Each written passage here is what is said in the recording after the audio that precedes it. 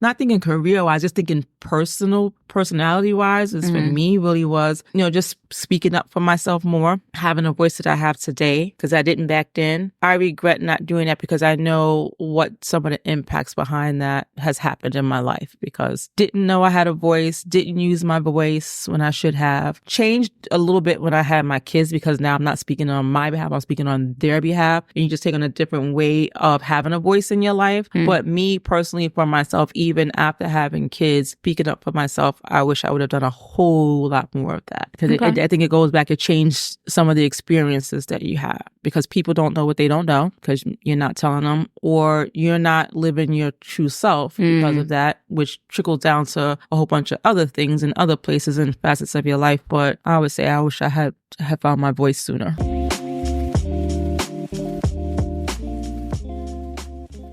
All right. Welcome, ladies, to another episode of Not Your Average Aunties. Yeah. I'm Kara. Jay. And Joe. What we sipping on? Sauvignon Blanc. What else? Why not? All right. So here's what we're talking about today. Question for you, ladies. What's the one thing you would change if you could go back in time? You want to start? I would have went into the military like I started. Oh, wow. It probably would have opened up more doors than what I have currently. I just didn't show up for the physical, because once you do that, that's a wrap. But you know what you say. You don't know what you don't know. So maybe, possibly, maybe. I think that's my only regret, not going into the military like I wanted to. Because I was looking at it from the for traveling and being able to see different places. So what stopped you from going into the military? It wasn't so much me, my dad. Found out that I signed up. Ooh, did you get your ass whooped? Kind of, sort of. I have extensive family who was in the military. And I had an uncle that was coming by the house all the time and encouraging. And I had wanted to go into the Air Force. That was... That would have been nice, girl. So he was the one that did my paperwork. And I went in for the interview. The last step is the physical. And when he found out, he got to the place in time and dragged me by my shirt out of the place. And it could have gotten worse, because my father has a very unique temper. And he didn't care if they were military men in there or not. He wasn't... Well, he was child. They can't tell him nothing. Yeah. Yeah. Military. Okay. You think that would have made a significant impact in your life had you done that? I mean, I don't regret my children or anything like that, but it could have opened up other doors. Possibly. Yeah. It would have put me in a better position to set my kids up. Yeah. I mean, possibly. Military is still, as a career, it's a career, right? So you look at it, as you look at any other career, how far you can go. So I guess, yeah, you probably feel that way because of how that typically progresses, or what's supposed to happen, versus, corporate America, you never know, given day by day. But even then, too, I think I'm not part of the service member of the military. I don't know. I know people, like family members that have been a part of it. But even then, I think with anything else, you have to work towards it, make the necessary connections to progress. Yeah. But I guess the reason why I'm asking that question is was really along the lines of, basically, did you think it would be, your life would have turned out better? Because it's hard to answer that, because there's so many variables that come into play, But that's one of the things you would change, that you basically wish you would have gone into the military to at least get that experience. I won't say necessarily better, but as I just said, it could have opened up different doors. Potentially. And it could have exposed my kids to something other than what I exposed them to. That's fair. I mean, yes. I mean, at the end of the day, it's your life, your experience. So understood. Just wanted to dig in a little bit deeper. We would have already probably have been gone way earlier than when I left. But see, that also opens up another line of discussion, because it's like, that is true by virtue of where you're stationed, right? But the reality is, one without being in the military can still that kind of life if they elect to. It's just really, I wouldn't even say taking a risk, because it's a margin. It's margin of risks, right? Because you're doing it on your own. But anything is, so you could still, one to argue you could have still done that and exposed them to different things as well. I mean, you know what the opportunities were. There's a little bit more clear view of what the opportunities can be, being a member of the service, versus just going the it alone. outside everyday civil, civil person, what they do, their opportunities. They can clearly see some of the opportunities depending on what they choose to do in life, but then it's not, and then that depends on if they actually 100% know what they want to do. There are people who still figuring things out, right? Yeah. So they don't have that clear vision of what the possibilities are versus in the military.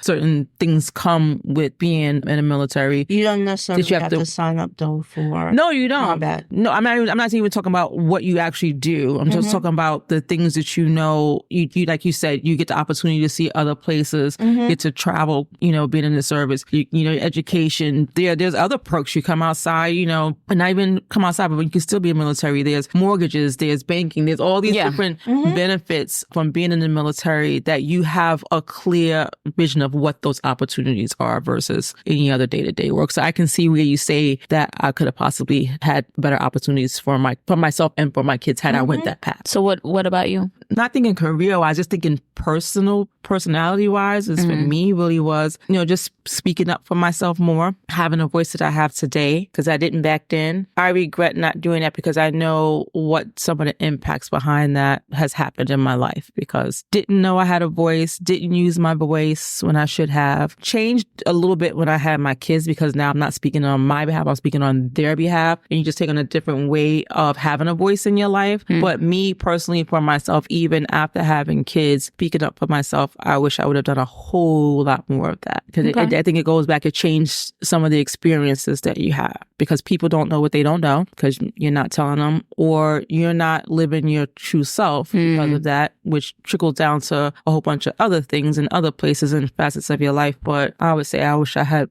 found my voice sooner. Do you think there's something that might have stifled it earlier on? I think we talked about this on another topic somewhere before, where you was told to be seen, not heard, kind of thing. I'm the child, or you're a child, I'm the adult, kind of thing. So those kind of things make you feel like you don't have a voice, and you don't know when you can speak up for yourself because you're being told you can't and you're not to, because your age or you're a child, when at the end of the day you're a person too, who has feelings and who have an opinion, who has a right to express those opinions, which will probably come from another topic I know we have. But it's just I think those things attributed to it. And I was very much an introverted child, still is to this day. And that could be subjective. Like if I know the topic, I'm gonna talk my shit. But if I don't know the topic, or I'm not comfortable or whatever, you will see the more introverted side of me. So you mentioned something, that two things, you're as a child, you're supposed to be seen, not heard. And there was another thing that you mentioned. I'm an adult, you're the child. I'm an adult, you're the child. So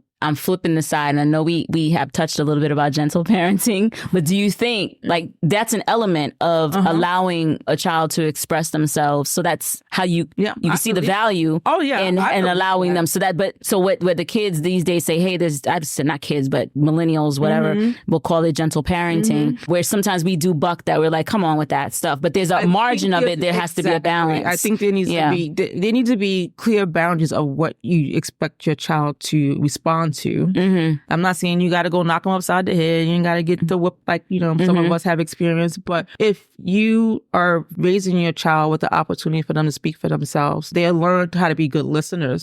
They'll learn how to speak up for themselves and defend themselves. But they learn how to have that conversation. They will have a clear understanding. They will know that mommy's not happy with what I'm doing right now without mommy having to hit me. And mommy can express that or daddy without yelling, raising the voice. Yeah, it doesn't have to be a confrontation. It could be a discussion. Yeah. And that's the difference. Yeah. And I think they learn that now. So when they become an adult, and they'll learn when you're dealing with someone, it's like, okay, you're taking this as a confrontation when I'm just merely trying to have a discussion about it so we can arrive at a decision or some sort of alignment. I get that. So I can see how, for sure.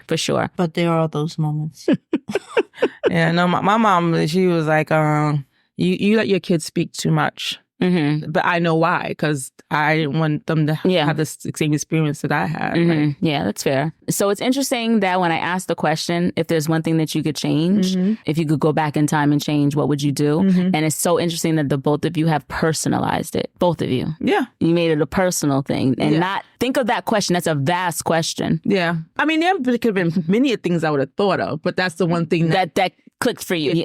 And both of you, like, but you think about it. So the first thing I said, I was just eliminate slavery for Black people. That's the first thing that came to my head. Yeah, because I was. But you know, But that's not personal. No, but I asked it in that way. That's why I asked it. Get it. Because it's a big thing. Like, what's the one thing you could do if you can go back in time and change? I didn't say, not about, I purposely made it big so that it could be anything. Yeah. And it was just funny how both of you, it was just, you've personalized it and made it, which is not a bad thing. No, it's just that how you know, how you think sometimes. Like, you take things personal sometimes. So a lot of times. A lot of times. And it's not always personal. So while I may have taken this question and answered it in a personal way for something directly towards me, I didn't take this personal per se. Like, but people take things you're right personal that shouldn't necessarily be taken personal.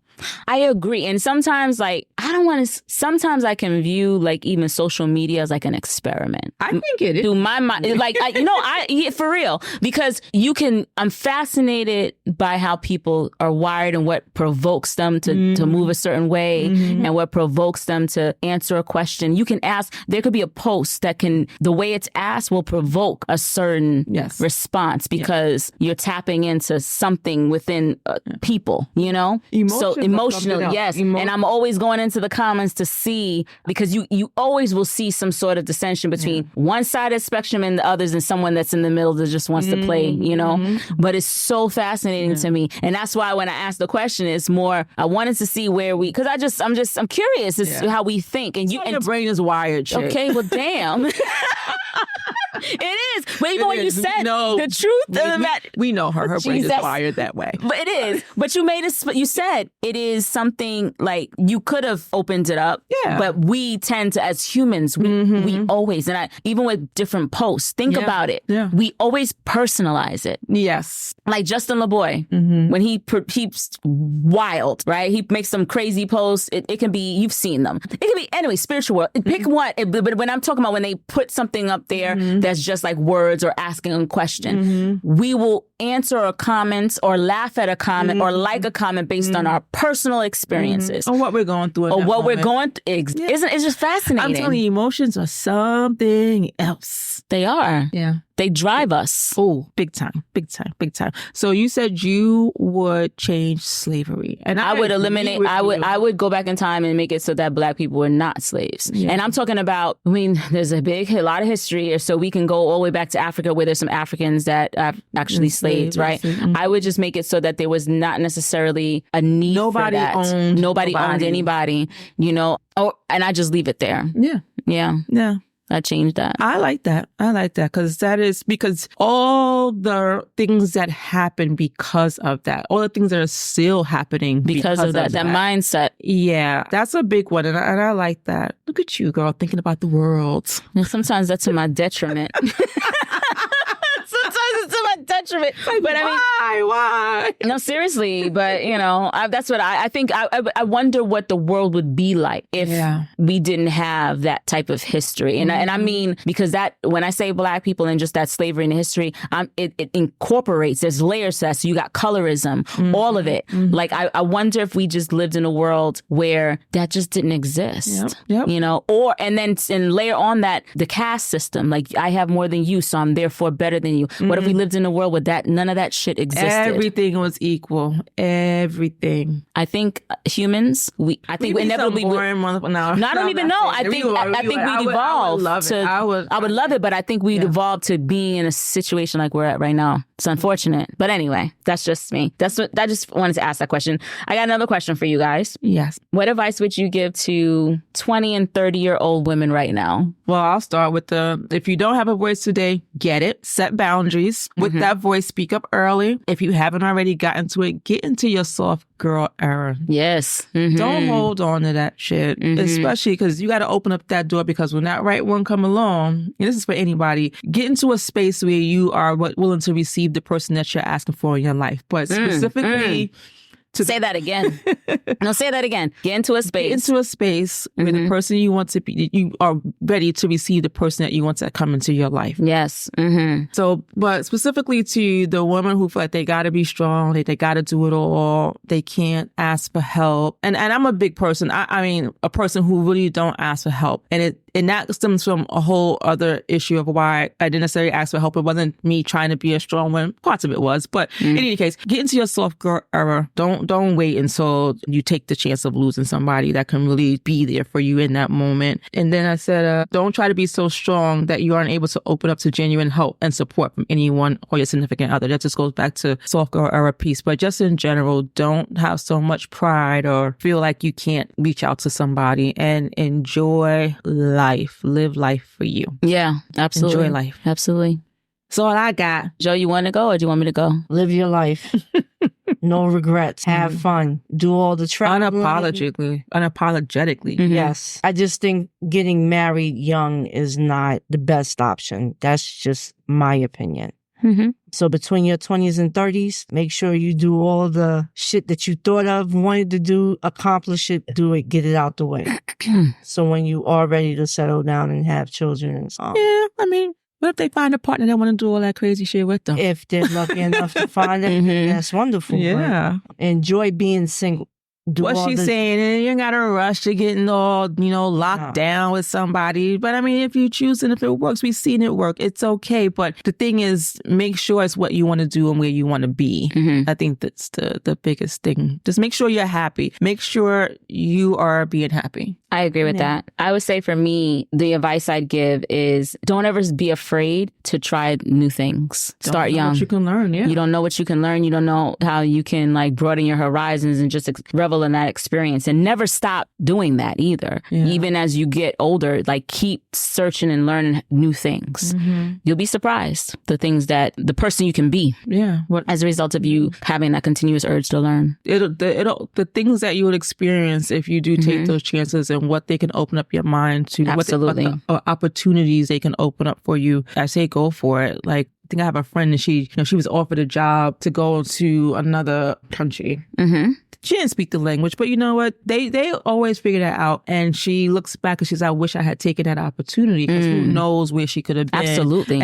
And we know for sure, we've seen it, where if you're offered the opportunity to just live in another state and all you're worried about is you at that moment, take that chance. Go see what life is like.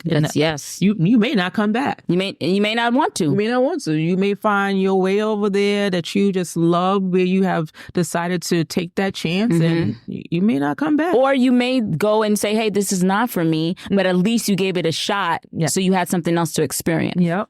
So I think that is just, again, on the vein of trying different things. The other thing I'd say is, and I've said this before, and I just keep drilling it in, take time to get to know you, learn yourself. And because the person that you are in your 20s is not going to be the same person you're going to be in your 30s. It shouldn't be. You should be evolving. Especially you should be different. When you're taking those opportunities. Especially when you're taking those opportunities and you're exposing yourself to different things. So I think this is the time when you start, you tinker with shit, play around with things, figure out what you want to do, what you like, what you don't like. This is the time. Make your mistakes. Get them out the way, This is the time. I think there's a pressure I'm seeing with the younger generation where they feel like they got to get life all together in your 30s. That's bullshit. You're not going to know. You think you know what you know in your 30s, right? I mean, you should be working towards it, should be. But it doesn't mean it has to be. It's not 30, bam. Doesn't have to be. Absolutely. Supposed to be. No, this is your time to trial and error, take your risks, figure things out, stumble, fall, get back up and go again. So definitely, I think that's another thing I would say is just continue to get to know you. And then the other thing, this is the same vein that you were saying, I just said it in a different way, was you treat yourself the way you want others to treat you. Absolutely. And that goes back to the self-love and self-care and loving on yourself. Yep. Because I find if you hold yourself up to that high standard, you want someone else to buy you something nice,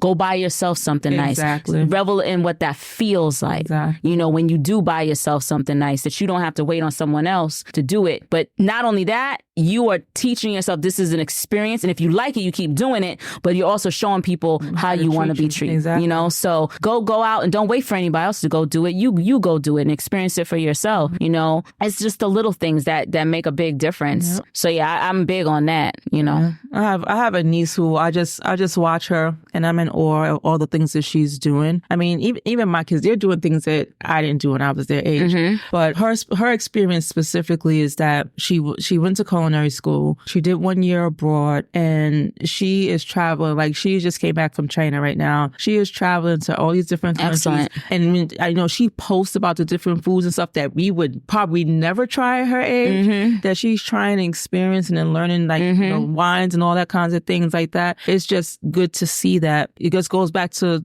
taking that chance, try it. Yep. Knowing what her culture is and where she, you know, where she comes from, she probably never saw or ate that food as no child. No. But to experience it in her career and in her life is like, to me, it's just go out there, take that chance and do that thing, because you never know what comes out of it. You never know. You never know what comes out of it. So take a chance. You just never know. Give yourself an opportunity to take that chance.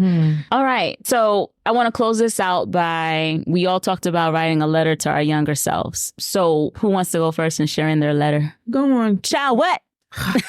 Go on. Let's give it to us. You want me to start? You go first. It's this short. It's not that long. That's okay. And it just goes back. It just circles back to even what we talked at the beginning of the top of the talk. I wrote, Dear Janine, the most important thing you can do for yourself is to love you first and love you the most. Don't let anyone tell you otherwise. People pleasing and putting others before you could potentially leave you feeling empty and not deserving of all that God has in store for you. Never let anyone tell you can be or cannot be what you can or cannot have. Your destiny is in your hands and in what God has in store for you. If you do nothing else, have love and respect for yourself and don't be afraid to let your light shine bright. You are not born to dim your light. Your thoughts and opinions matter. You have a voice. Speak up, speak out loud, stand up for yourself, and don't be afraid to say what's on your heart. Be kind in doing so. Don't sit back and be silent. Being silent doesn't do you any good. Don't be a people pleaser. Block out the outside noise and opinions of others, especially the unsolicited ones. Know that you have no one to answer to but God. His thoughts are all that matter, and he already knows what's ahead of you. Live your life unapologetically. Be proud of the person you are. Love yourself more than you love anyone or anything. I love that. At what age would you have given yourself that, approximately?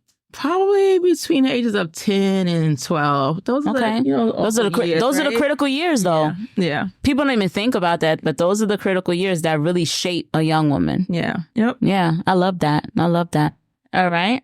Joe, you want to go? I was having issues writing my letter because, as I said, I'm still working on some stuff, and there's some childhood issues that I'm still working through. So I kind of had an idea what I want to say, but I haven't put it down yet. So I was looking for ideas, and I came across a note that someone wrote to their self, and it says, note to self, dear younger me, someday you are going to stop being afraid of who you are. You're going to claim yourself with all the fierce tenderness you are hoping to so desperately to receive from others. You'll accept your own limitations, and then you'll leap over them. And when you stop to look around, you'll realize that the people and opportunities surrounding you are everything you never thought you would always want. I'll be here waiting for you. And I just thought that was kind of cool. Resonated I like it. with you. Yeah. I like it. Okay, here. Yeah. Cheers. You know, it's a good thing we don't sip after every time we cheers, because I was still in the ass aunties. What else is new? I'll be cheers. Yeah. Cheers. I'll drink to that. No. Thank God it's wine and not shots. Well, I mean, a little tequila ain't never hurt nobody. I know. So I wrote my letter, and some of it is just, well, let's just give it a go, huh? Shall we? Let's get it going. Hey, girl. How you doing today? Are you feeling overwhelmed, unsure of your next move, fearful of what the future holds for you? Well, let me tell you this. You're going to make it.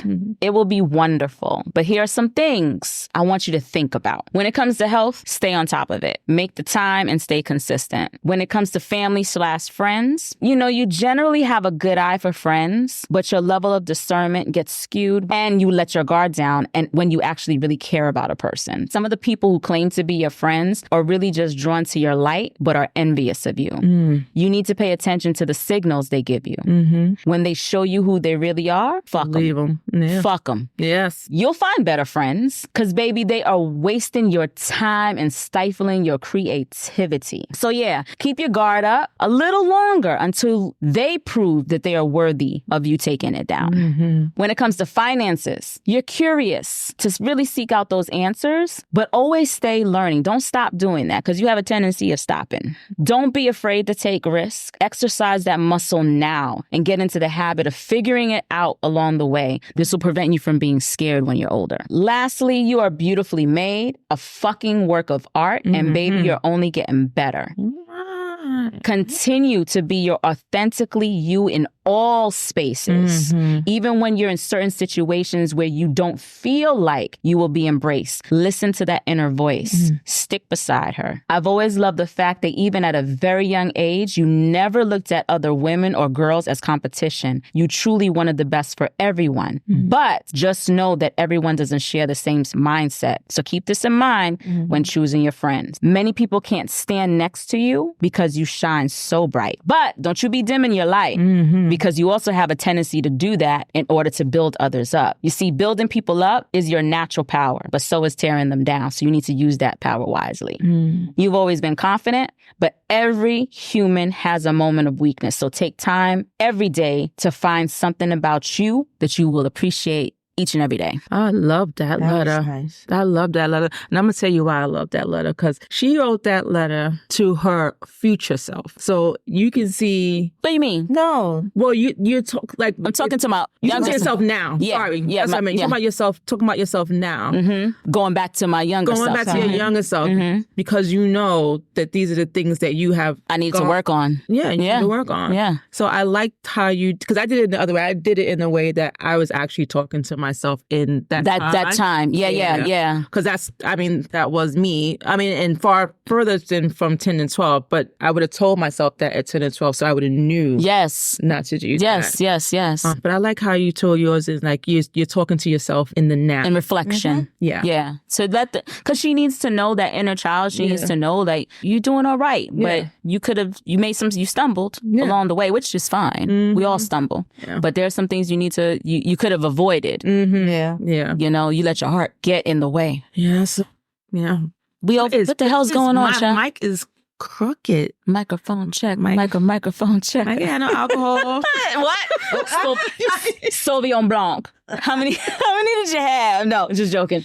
No, but I think, I think at the end of the day, hopefully this will help the younger generation to like just take that leap of faith, take that chance. And even some folks at our age, if you never had the urge to like really bet on you and love on you, like it's not too late. It's never too late. Never too late. Too late. You should always find a way to just take care of you. And even those young moms out there, I always say, if you don't take care of you, you will not be any good for them kids. Nope. You have to take care of you. You're the foundation. So you got to make time to take care of yourself. Yeah, Superwoman is a superhero fiction. So that's what it is. We're not Superwoman out here. We're a great woman. Absolutely. Yeah. Hardworking. However, you are in that space, you're great and you're deserving. You're deserving of all the things that you want to have in life. So take those experiences, have no regrets. No, even if you stumble or fall, just know that there's an opportunity to learn something from it. You know, I wouldn't even been able to write a letter like that of reflection had I not stumbled and fall and got burnt a couple of times to realize, hey,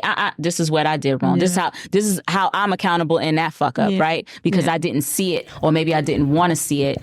But the signs are all there, so it's okay to fail. Because there's lessons. There's absolutely always a lesson in failing. Sometimes we don't want to realize those lessons, but there's absolutely always a lesson in a failure. So the whole point is take a risk. You won't know that lesson. You won't be able to realize that lesson until you go for it. And on that note, do the damn thing, you 20 and 30 years old. Do it. Y'all doing it out here, though. But they doing it. They are. But they are doing it. I love it. I love to see it, too. I love to see it. They're out here. They're getting their jobs. They're getting their bags. They're working. They looking good. Their health. They're taking care of themselves. Asking for what it is that they want. Oh, yes. They not that cynical, Janine. They are speaking up for themselves, and I love to see it. I love to see it. So y'all keep on doing it. For those of you that are doing it, keep on doing it. And for those of you who are not, come on, let's just take a little leap. Just something small, something you wanted to try. Go try it. And never mind your friends. They're like, oh, what's that?